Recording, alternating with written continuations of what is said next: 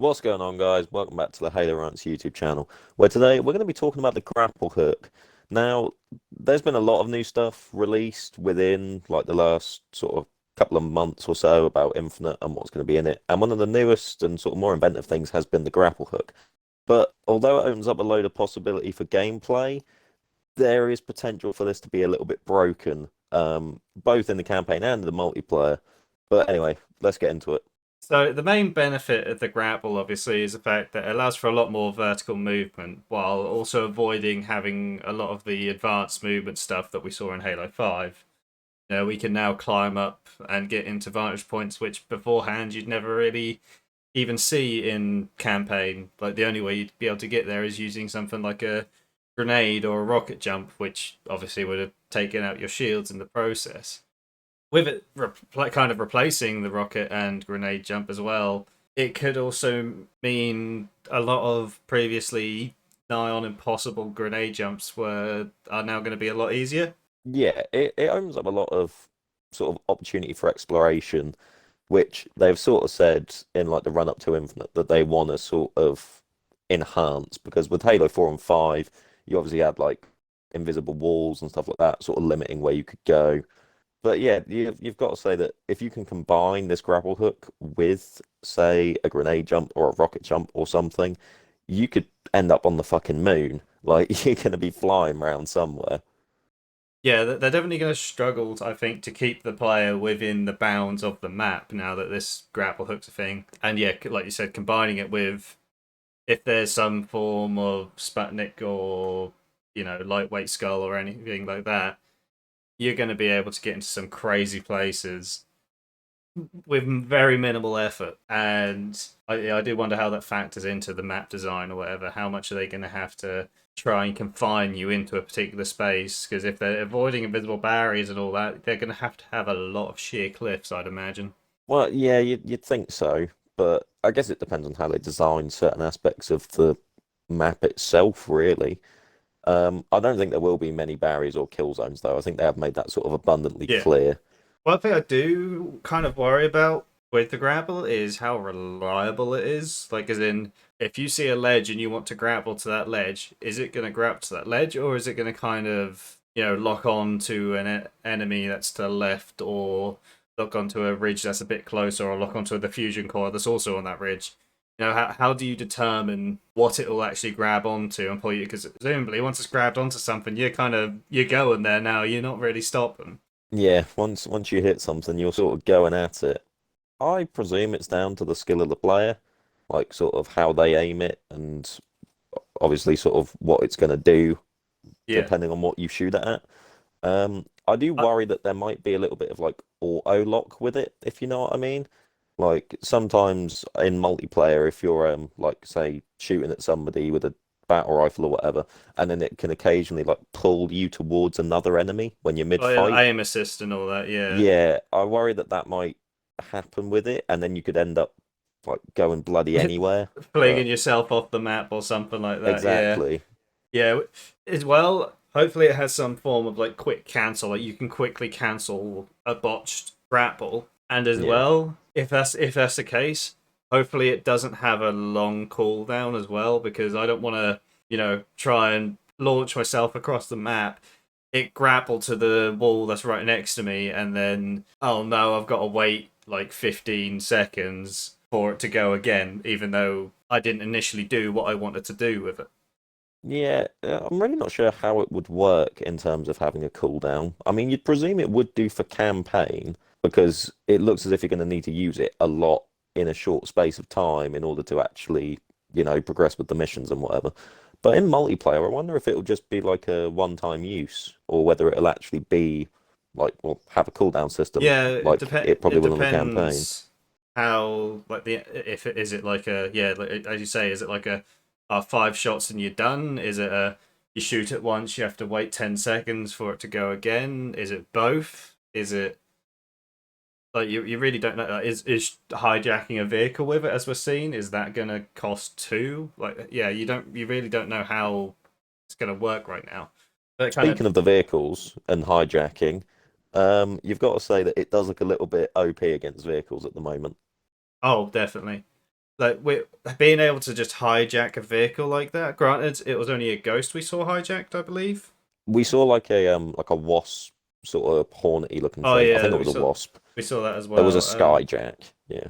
Which yeah, especially with aircraft, it makes it so easy to hijack a vehicle and get a vehicle. And if there is only one of these grapples in a map in a game, you basically there's no point rushing to the vehicle first because if someone's gotten the grapple, then they have the vehicle. But that's Pretty genuinely how it much. looks right now, and that's kind of concerning. Like vehicles have become quite underpowered in Halo as it is.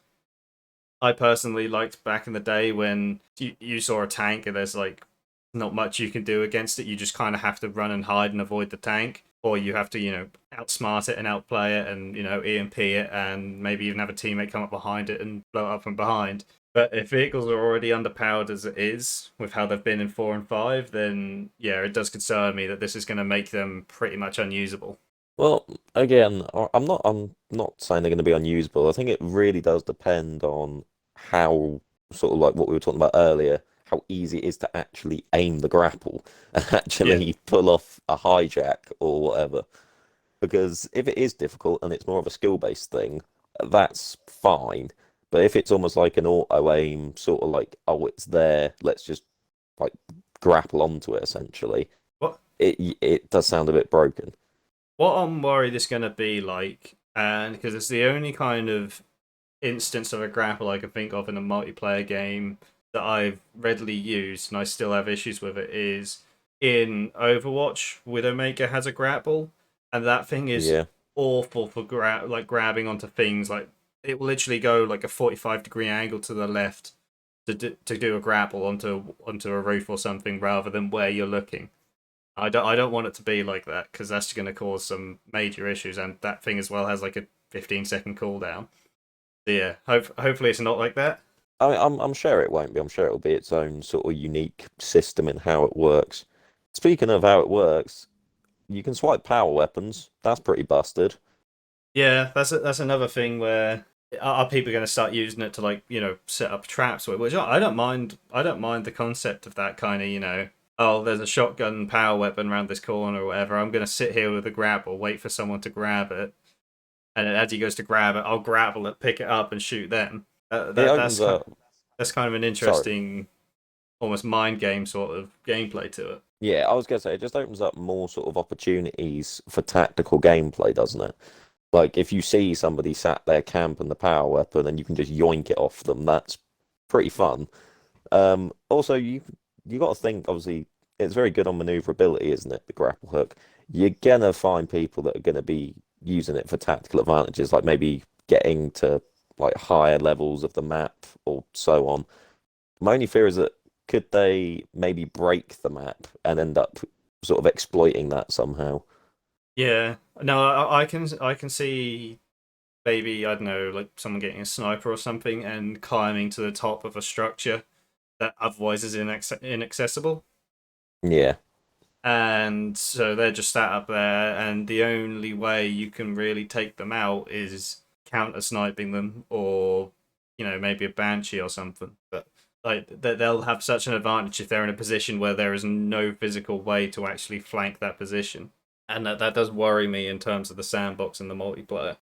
I think another thing to point out is that it is itself going to be treated as like a pickup, isn't it? Like, so it is going to be like essentially its own power weapon within a multiplayer map, which is good in the sense that not everyone's going to have one.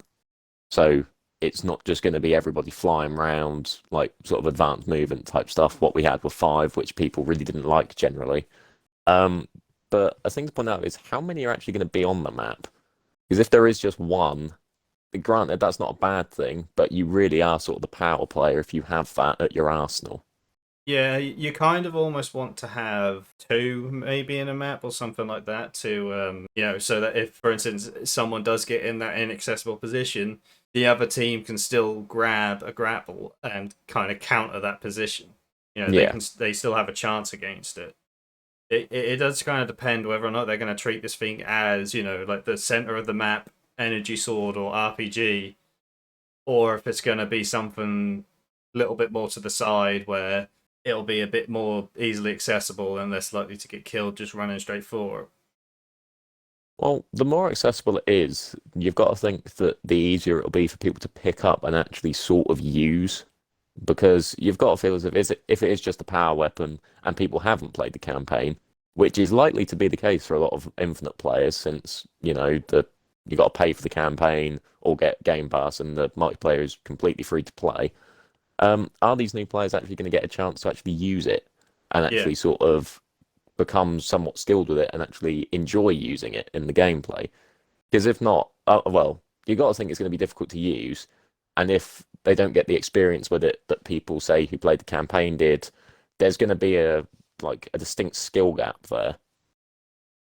yeah. You don't want to see new players coming into it and fumbling around with the controls and struggling to use it and having issues with it, and then someone who's been playing the game for the last couple of months is completely like knows everything about the weapon and or about the gadget and knows how to fling himself perfectly around the map and do some crazy stuff with it. Like you want this thing to be accessible to new players, because if it's difficult to use for new players, then none of them are going to use it, because it's you got to pick it up. You can be like, oh, it's this bloody thing. Oh no, I don't want this. This thing got me killed the last 5 times I used it. I'm not using it again. But yeah, Yeah, you've got to think that as long as it's almost like trying to make it fair, like, oh, as long as everybody gets to go, it's like, well, as long as there's like free enough opportunities for people to use it and actually become somewhat skilled with it, there shouldn't be any issues with it in terms yeah. of on the multiplayer scene anyway. Oh, yeah. I don't want it to be something where someone who's experienced with it can't use it to do some incredible stuff. I just don't want it to be only people who have practiced and got experience with it can use it. A newcomer will be comfortable using it. Yeah, there's no sort of entitlement to, oh, you're more experienced with it, therefore only you can use it. But if there was, say, two of them on like a multiplayer map or whatever, that there's literally double the chances of people having the ability to use them. Yeah, Which, again, it's a new feature in a Halo game. You want people to be able to use this and really sort of have fun with it. yeah. And there's definitely a lot of potential for this thing to be very fun. I think as well.